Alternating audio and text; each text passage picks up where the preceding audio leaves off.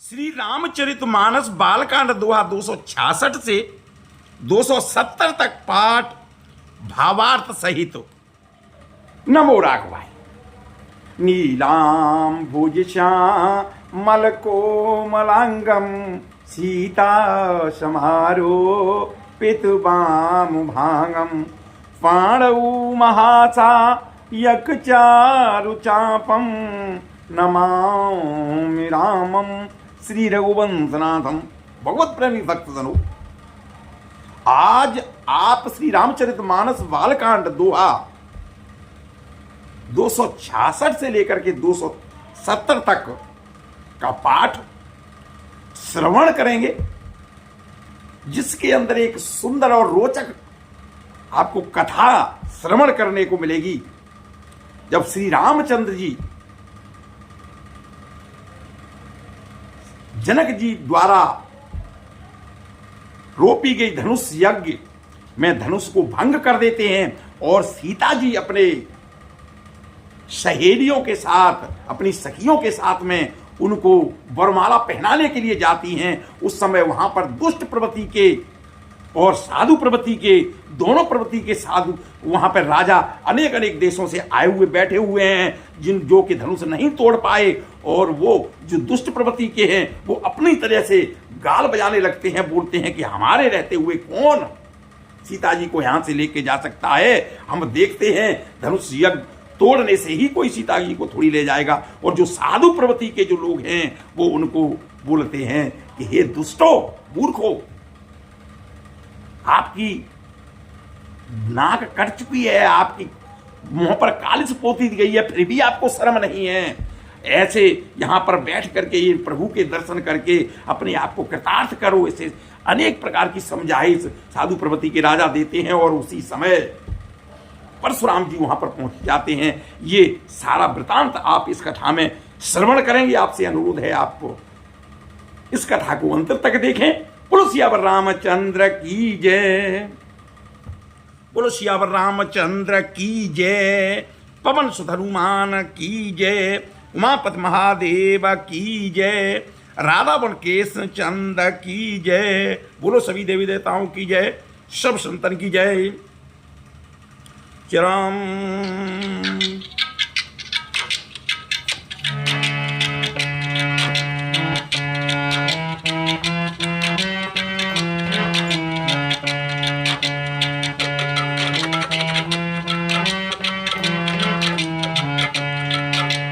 तब सिया देखे भूप अभिलाषी पूरा का पूत मूड़ा मन माथी। ओटी ओटी पाए रे सना अभागे चौथ गालो बजावन लागी। ले उछड़ाई धरी बांधऊ बालकन पदो। तोरे ओ धनुष चाण नहीं तरई। जीवत हमाही कुंवरे को बरई।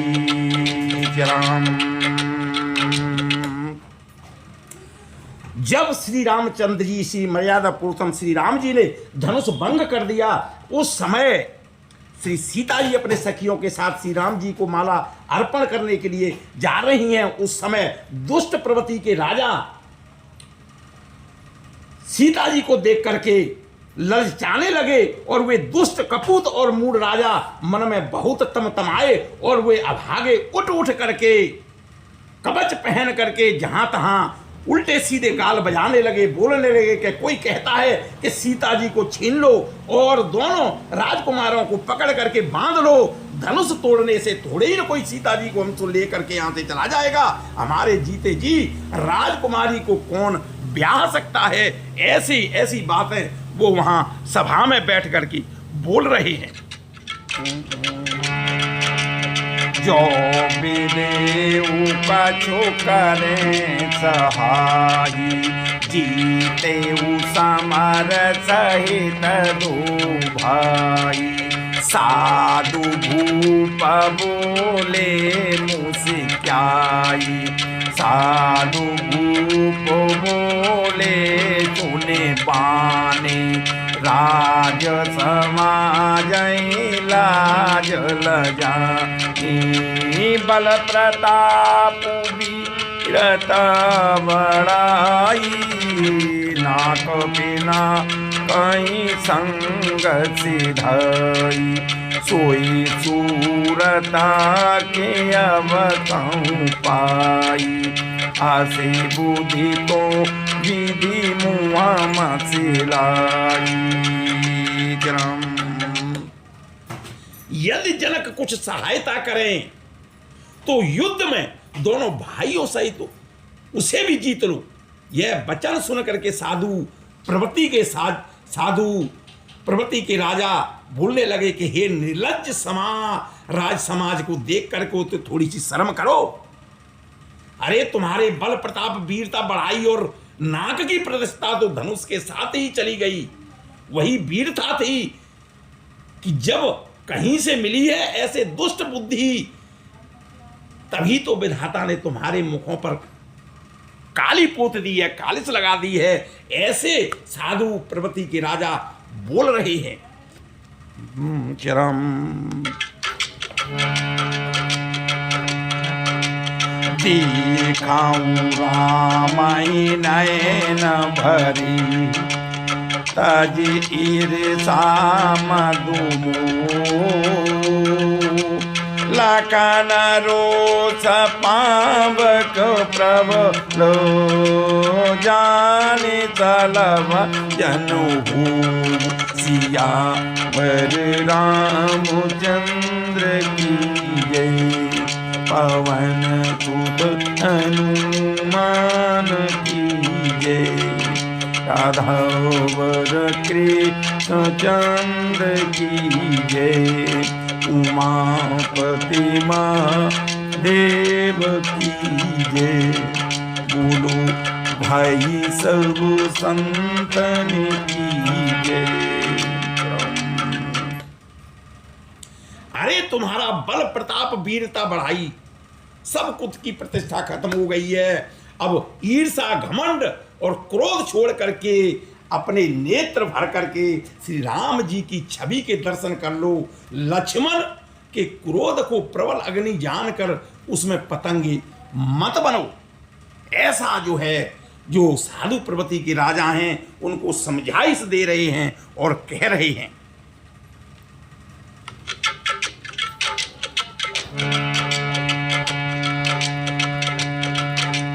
बेनती अबले जिमि चौकागू, जिमि ससु चहे नाग अरो भागू, जिमि चाह कुशल अकारन कोई, सबो संपदा चहे शिवद्रोही, लोभी लोलुप काला कीरत चाई, लोलुप कल कीरत चाई, अलंकता की कामी लहई, हरि पद विमुख परम गति चाह, तस तुम्हार लालचू नर नाम।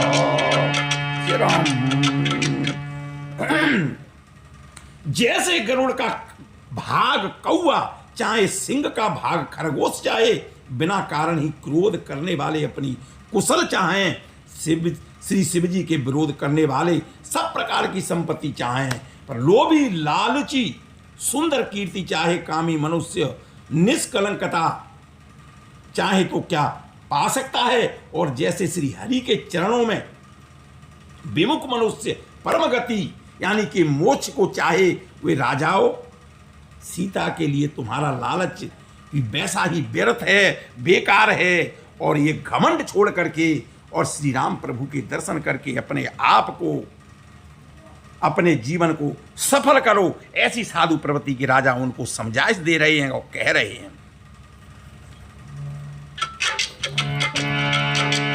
कोलाहल सुने सिय सकाने, सखी लवाए गई रानी। राम सुवाई चले गुरु पाई, सिय सलिय बरनत मन मानी। रानी न सहित सोच बसिया, अवधौ विधि काह करनिया। भूप वचन सुने बहुत तकाई, लखनु राम डर बोल न सकाई।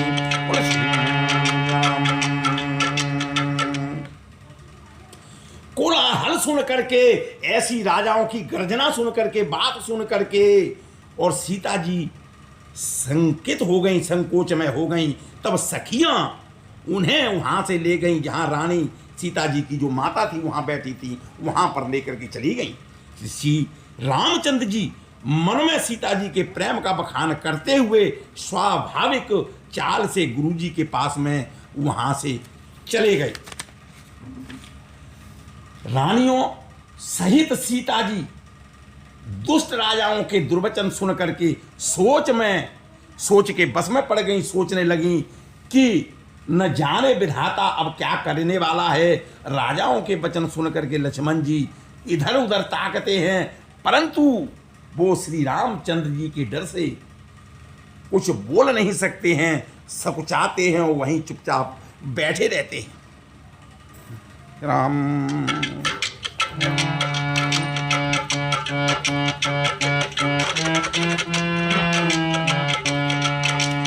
आरुण नयन ब्रकुटी कुटिल, चितवतन फन सकूप। मानव मस्त गजगन निरखी, सिंह की सोरही चूपचिया। बरि रामचंद्र की ये, पवन सुत हनुमान की जय। राधा गुरु कृष्ण चंद्र की जय। उमापति महादेव की जय। बोलो हरि सब संतन की जय। राम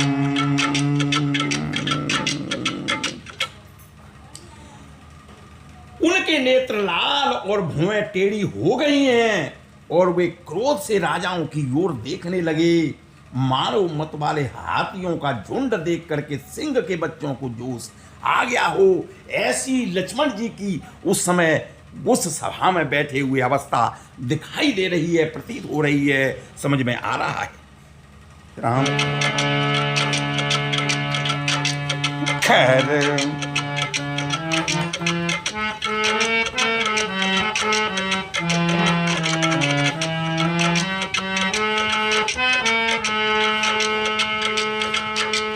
खरो भारो देखी विकल पुर नारी। राम भजो नमाऊं, सब मिली देहि मही पनिघारी। राम भजो नमाऊं, तेहि अवसर सुनि शिवधनु भंगा। राम भजो नमाऊं, आयसु भृगुकुल कमल पतंगा। राम भजो नमाऊं, देखी मही सकल सकुचाने। राम भजो नमाऊं, बाजु झपट झुनुलवालु खाने। राम भजो नमाऊं, गौरी शरीर वीर भूत भर भ्राज रामो भजो नमो भाल विशाल त्रिपुंड विराज राम भजो नमो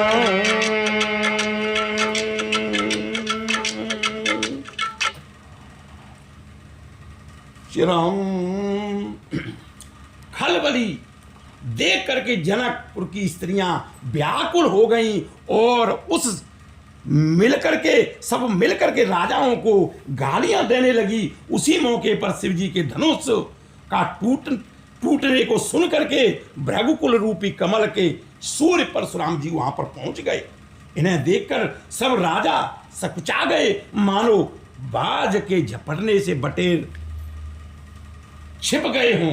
गोरे गोरे शरीर के विभूति भस्म बड़ी फब रही है और विशाल ललाट पर त्रिपुंड विशेष शोभा दे रहा है। ऐसे परशुराम जी वहां पर पहुंच गए।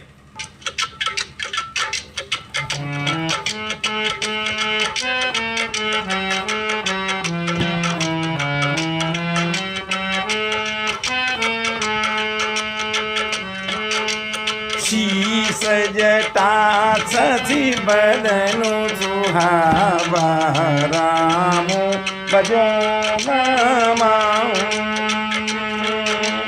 जिसो बस का चुका अरुण होइयाम रामो भजो नमो भ्राकुटी कुटिल चिरम चिरम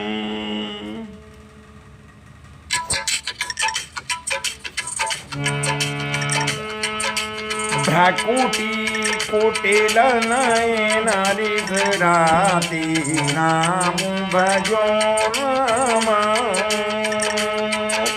सहजऊं चित मत मनऊं रिसादी नाम भजो नमो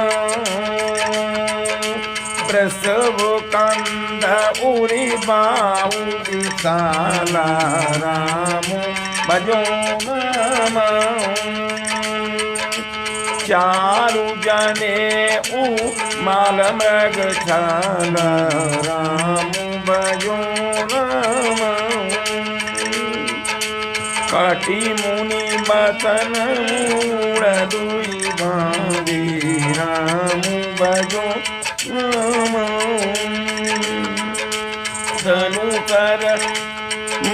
धनु कर कर कुकर गांधी राम भजो नमो।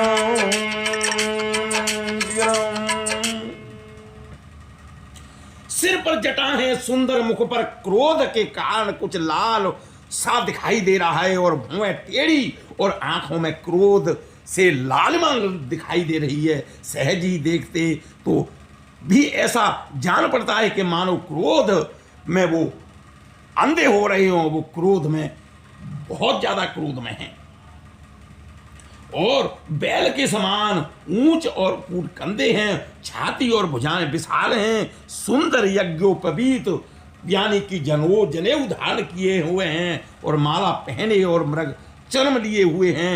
कमर में मुनियों का वस्त्र यानी कि वलकल है और जो दो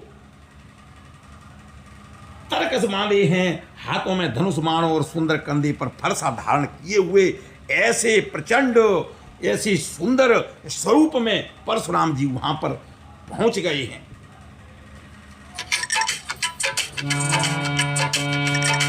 सात बीत करनी कठिनो बरनी न जाई स्वरूप धारी मुनि तनु जनु वीर ओ आए जा सब भूप सियावरी रामचंद्र की जय पवन सुत हनुमान की जय राघव चंद्र की जय उमापति देव की जय। गुरु भई सब देवन की जय। प्रभु भई सब संतन की जय।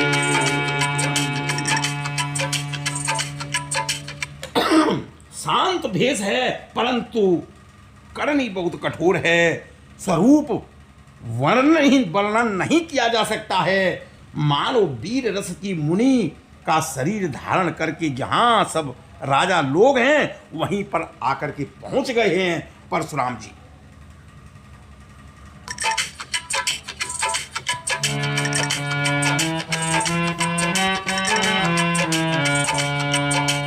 देखा था भृगुपति बेसु कराला। उठी सकल भय देखल बुआला। पितु समेत कही निज नामा। लगी करन सब दंड प्रणामा। यही सुभाई चितवई तु जानी। सुजानहु जन आई कुटानी। जनक बाहुरी आए तिरुनावा। सिय भुलाई प्रणाम करावा। परशुराम जी का भयानक भेष देख करके और ऐसा अवस्था देख करके सब राजा भय से व्याकुल हो उठे और खड़े हो करके अपने पिता के सहित अपना नाम बखान करके सब दंडवत प्रणाम करने लगे। और परशुराम जी हित समझकर भी सहज ही जिसकी ओर देख लेते हैं वह समझता है कि मानो मेरी आयु खत्म हो चुकी है, पूर्ण हो चुकी है। फिर जनक जी ने आकर के उनको प्रणाम किया, शरणवाया और सीता जी को बुला करके भी उनके सामने प्रणाम करवाया।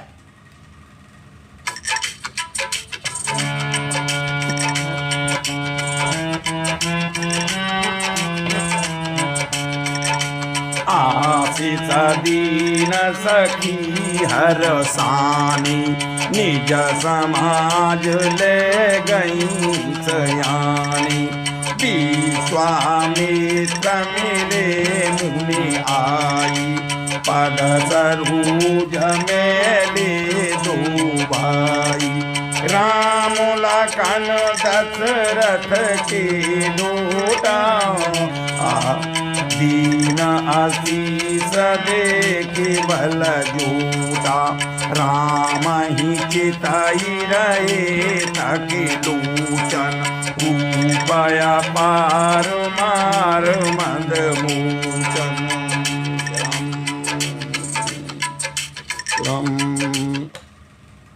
परशुराम जी ने सीता जी को आशीर्वाद दिया और सखियां खुश होकर के हर्षित होकर के वहां से अधिक देर न ठहर करके अच्छा ठीक समझ करके वे अपनी सयानी सखियां उनको अपने मंडली में अपने जहाँ पर सभी सखियां बैठी थी वहाँ पर ले गईं। फिर विश्वामित्र जी आकर के मिले और उन्होंने दोनों भाई राम और लक्ष्मण को उनके चरणों में शीश नवाने के लिए कहा। शीश नवाया उन्होंने और विश्वामित्र जी ने कहा कि हे राम और लक्ष्मण राजा दशरथ के पुत्र हैं। उनकी सुंदर जोड़ी देख करके परशुराम जी ने उन्हें आशीर्वाद दिया। कामदेव के भी मद को छुड़ाने वाले श्री रामचंद्र जी के अपार सुंदर स्वरूप को देख करके उनके नेत्र स्तब्ध रह गए, वो चकित रह गए।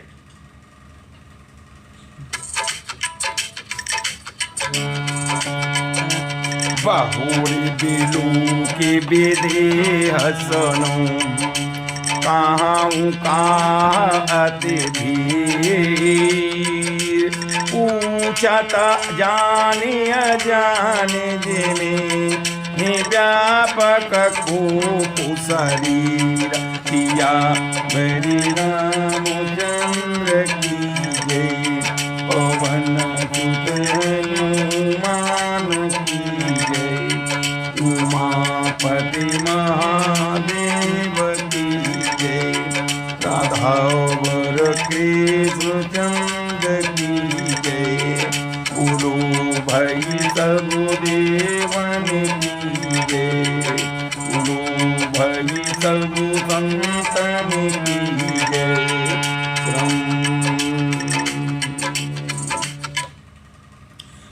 देख करके जानते हुए भी अज्ञान अनजान की तरह जनक जी से पूछते हैं कि कहो यह भारी भीड़ क्यों यहां पर बैठी हुई है। उनके शरीर में क्रोध छा गया और क्रोध के साथ वो इस ये वचन बोले। श्री राम।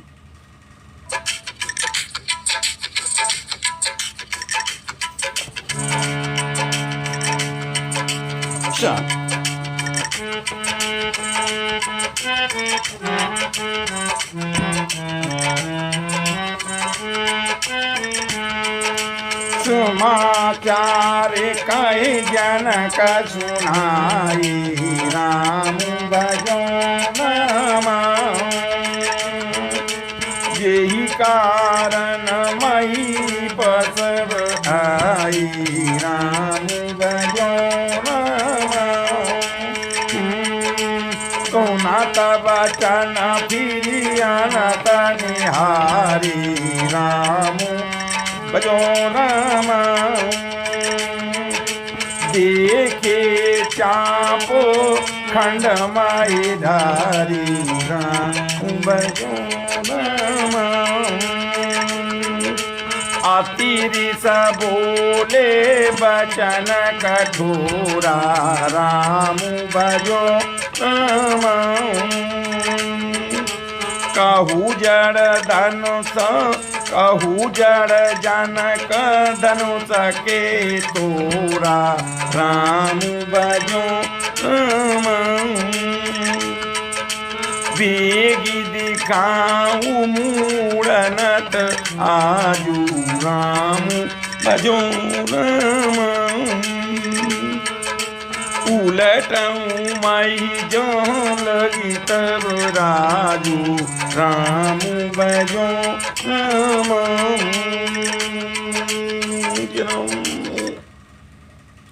जिस कारण सब राजा आए थे, राजा जनक ने वे सब समाचार कह करके परशुराम जी को सुनाए और जनक के वचन सुन करके परशुराम जी ने फिर कर दूसरी ओर देखा और धनुष के टुकड़े पृथ्वी पर पड़े हुए देख करके वो तिलमिला उठे और एकदम गुस्सा में अत्यंत क्रोध में भर करके हुए कठोर वचन बोले कि हे मूर्ख जनक, बता धनुष किसने तोड़ा है, उसे शीघ्र दिखा, नहीं तो अरे मूर्ख आज मैं जहां तक तेरा राज्य है वहां तक की पृथ्वी को उलट पुलट कर दूंगा। ऐसा गुस्सा के साथ में तिलमिला करके वचन बोलने लगे।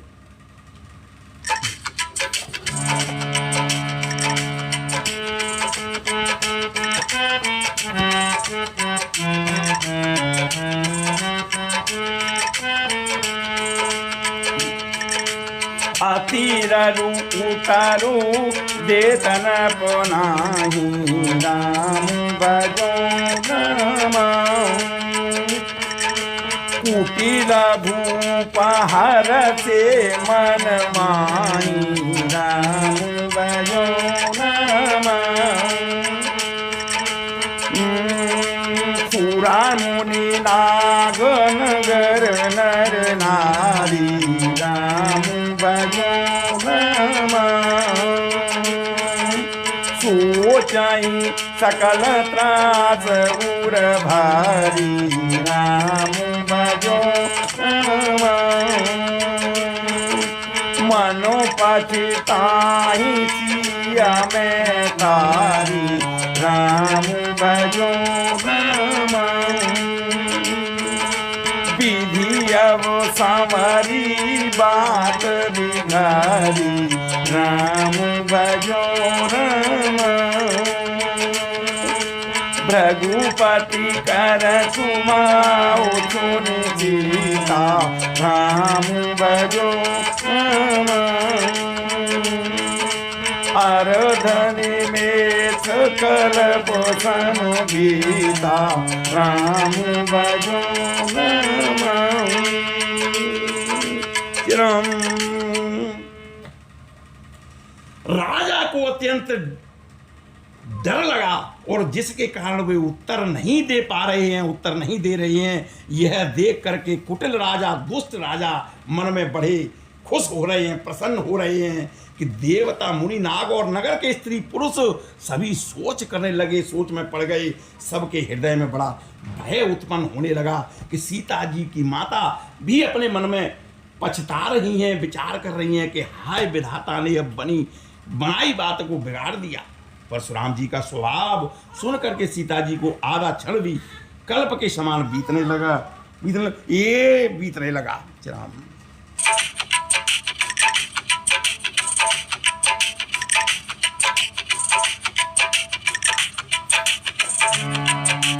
सभाए लोग शवो जानकी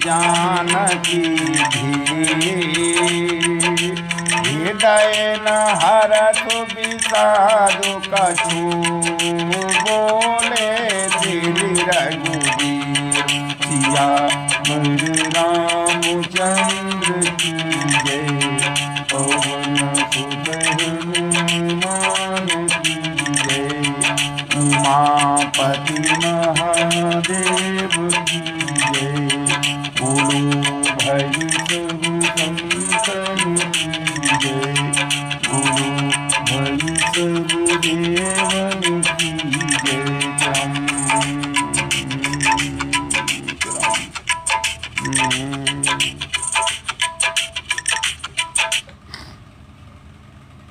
तब श्री रामचंद्र जी सब लोगों को भयभीत देख करके, परेशान देख करके और भयभीत माया भय का वातावरण देख करके सीता जी को डरी हुई जान करके बोले। उनके हृदय में न हर्ष था और न ही विषाद था। बोलो सियावर रामचंद्र की जय, पवन सुत हनुमान की जय, उमापति महादेव की जय, राधावन केश चंद्र की जय। नमो राघवाय। आपने श्रवण किया, कितना रोचक प्रसंग था। इसी तरह की धार्मिक कथाओं के लिए, रामायण की कथाओं के लिए देखते रहिए प्रभु दर्शन चैनल। यदि आप पहली बार देख रहे हैं तो आपसे अनुरोध है, चैनल को लाइक करें, सब्सक्राइब करें, लोगों को भेजें। सनातन धर्म के प्रचार प्रसार में मेरा सहयोग करें। नमो राघवाय।